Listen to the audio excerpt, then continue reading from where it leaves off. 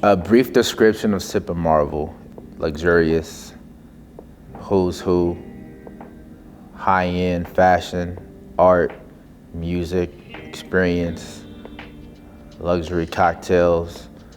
That's what I'd say. SipAndMarvel started with the vision of trying to change society's perceptions of who athletes are outside of the sports that they play. I do SipAndMarvel at the top of NBA All-Star because I worked for the NBA for 15 years. And so I wanted to essentially bring both of my worlds together. We started in 2019, then went to 2020 and took a brief hiatus. My relationship with SipAndMarvel, it started in 2019 through a mutual connection. Her name is Shira Eli Gash. I was able to kind of come along and assist Shira with styling the Saks Fifth Avenue segment of SipAndMarvel that year.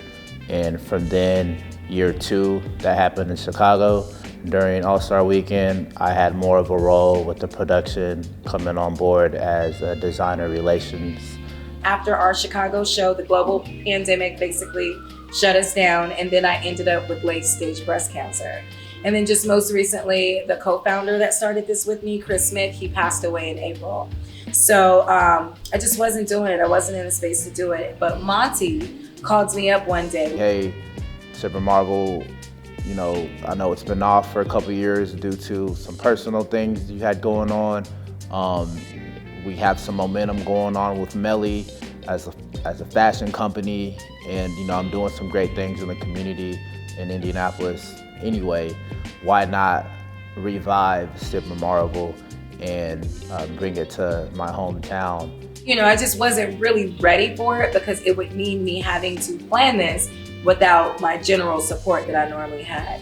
And so Monty said, listen, I'm gonna figure it out. I'm gonna raise the funds to bring SipAndMarvel to Indianapolis. We had to just get more creative with how we were gonna fund this experience outside of just ticket sales. SipAndMarvel is a platform, I like to say, to highlight emerging designers of color through the intersections of sports, culture, fashion, and entertainment.